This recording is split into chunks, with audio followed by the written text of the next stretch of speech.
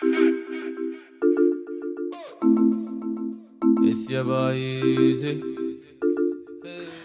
tout le monde, bienvenue sur ma chaîne. Aujourd'hui je vous retrouve avec une première vidéo sur ma chaîne qui consistera à vous donner quelques-uns de mes conseils pour réussir son bac et d'autres examens en général. J'ai trouvé intéressant de faire cette vidéo parce que en ce moment vous êtes, pour les bacheliers, dans la procédure APB. Là vous êtes en train de voir ce que vous allez faire après, mais il faut savoir aussi que le bac ça approche et que les épreuves de bac blanc c'est en ce moment pour certains d'entre vous.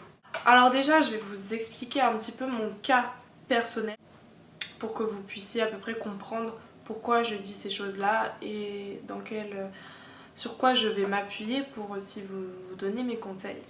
Alors moi j'étais en ES, en terminale ES et bon j'étais une élève on va dire très moyenne. Ça veut dire que j'étais pas sérieuse, j'ai jamais été une bosseuse acharnée, j'ai jamais été la fille qui est considérée comme sérieuse. Et vous demanderez aux gens de ma classe qui étaient avec moi au lycée pour voir s'ils me considéraient comme sérieuse ou non, vous verrez que la réponse est non. J'étais pas non plus quelqu'un de...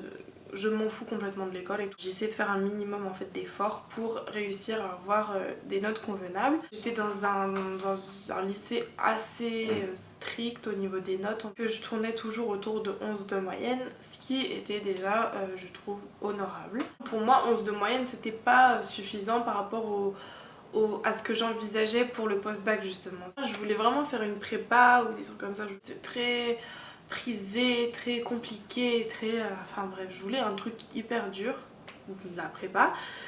Je pense que 11 de moyenne, ce n'était pas suffisant pour certaines prépas, vous voyez. Donc bref, j'étais toujours à 11 de moyenne. J'étais pas une élève hyper motivée, ni très ancrée dans la vie sociale du lycée.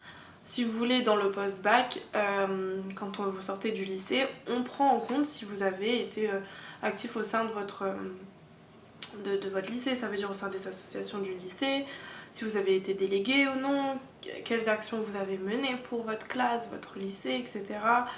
Voilà. Et moi j'étais pas du tout dans ce délire là. Pour avoir mon bac, sachant que je n'étais pas vraiment régulière, il fallait que je donne un coup de boost vers la fin, vous connaissez. Moi j'étais pas celle à plaindre vraiment parce que j'avais 11 de moyenne, donc même si je me tenais à ce 11 de moyenne, je devrais normalement avoir mon bac et c'était déjà l'essentiel. Alors mon premier conseil, c'est de peser l'enjeu de l'examen. Il faut que vous vous posiez d'abord la question, pourquoi je veux cet examen? Est-ce que je le veux vraiment déjà? À quelles conditions je veux l'avoir? Ça veut dire comment je veux qu'il soit cet examen. Je veux l'avoir avec mention, sans mention, ou bien je veux juste l'avoir et ça suffit. Il faut peser l'enjeu et il faut voir à quoi il va vous servir cet examen. Trouvez ce que cet examen va vous donner, va vous apporter, qu'est-ce que vous allez en retirer, parce que oui, vous allez en retirer quelque chose. Si vous savez qu'est-ce qui va vous rapporter cet examen, croyez-moi que vous allez vous y mettre et que vous allez donner plus que si vous faites ça parce que je dois le faire, parce que tout le monde veut que je l'ai, nanana, nanana. Trouvez un objectif derrière cet examen. Ce qui m'a apporté, moi, le bac, par exemple, l'entrée dans le post-bac, tout simplement. Ça veut dire que j'ai pu faire des études supérieures grâce à mon bac. En gros, trouvez c'est quoi l'enjeu pour vous. Pourquoi vous voulez cet examen, pourquoi vous le voulez vraiment. Donc, mon deuxième conseil, c'est se définir dans le temps. C'est quelque chose de très important. Juste vous définir à vous votre délai, parce que ça se trouve quelqu'un va dire moi j'ai besoin de 2 semaines, je prends mes 2 semaines, je révise à fond et basta. Mais vraiment il faut définir à quel moment vous allez travailler et pas genre au dernier moment, ah ouais là je vais travailler maintenant, c'est bon, je m'y mets. Sachez déjà à l'avance que ouais ok d'accord c'est bon, moi je me dis dans 2 mois avant l'examen je vais travailler. Le cerveau, surtout moi je parle de mon expérience hein, mais le cerveau ça met du temps vous voyez avant d'assimiler vraiment les choses. Et si maintenant je me dis ok je sais qu'en mai je commence à réviser, que fin avril là pendant les vacances je commence à réviser, mon cerveau là il y travaille déjà. Mon cerveau il est prêt dès aujourd'hui à savoir qu'il faut travailler en fin avril. Pour aller un peu plus en profondeur, pour être un peu plus précis, quelle matière vous voulez réviser à quel moment.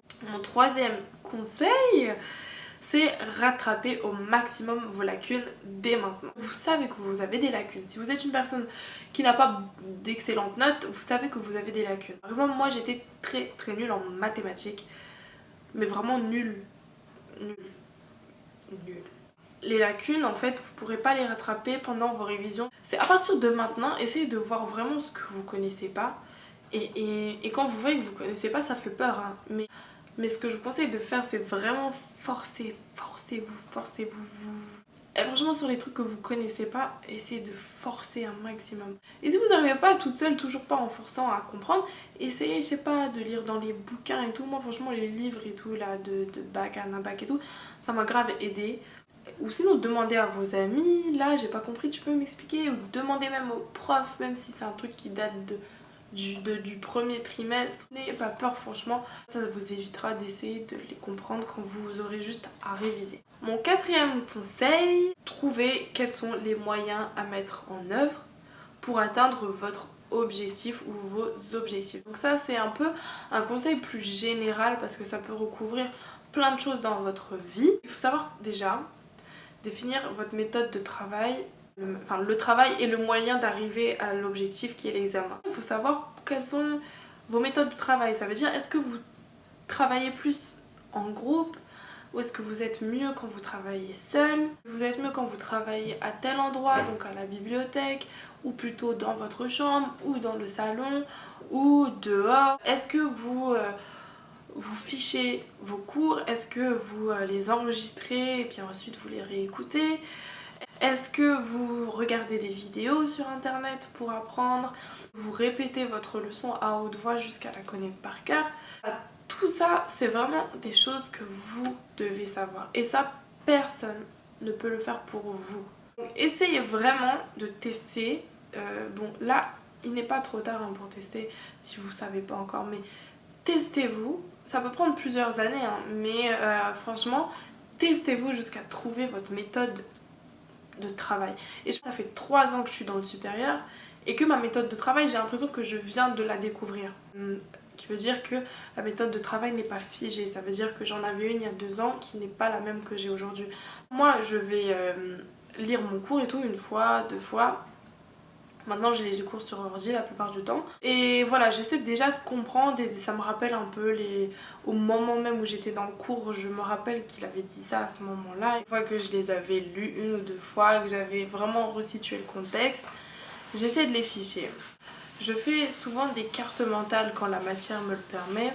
Je vais mettre le sujet au milieu, par exemple le chômage, donc c'est mon thème principal. Je vais l'entourer, puis après je vais faire des branches. Selon les néoclassiques, des branches, cet auteur dit que ça, je mets des tirets. Ça me fait une sorte de carte mentale. Et franchement, ça m'a vraiment aidé parce que j'apprends les mots-clés et je vois le chemin et tout. Enfin, c'est un peu... voilà. Et ensuite, la répétition à haute voix et presque limite par cœur pour certaines matières, c'est vraiment ce qui me permet d'arriver à apprendre mes leçons. 5e et dernier conseil, c'est de prendre du recul sur le temps libre que vous n'aurez plus. Quand vous travaillez pour un examen ou pour le bac par exemple, sachez que pendant vos temps de révision, le temps libre il se réduira à des pauses de travail.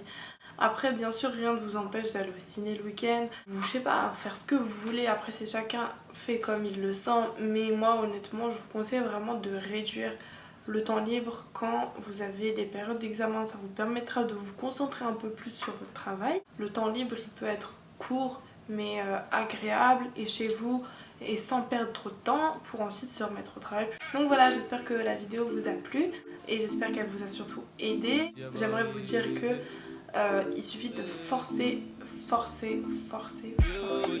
Voilà. Bye.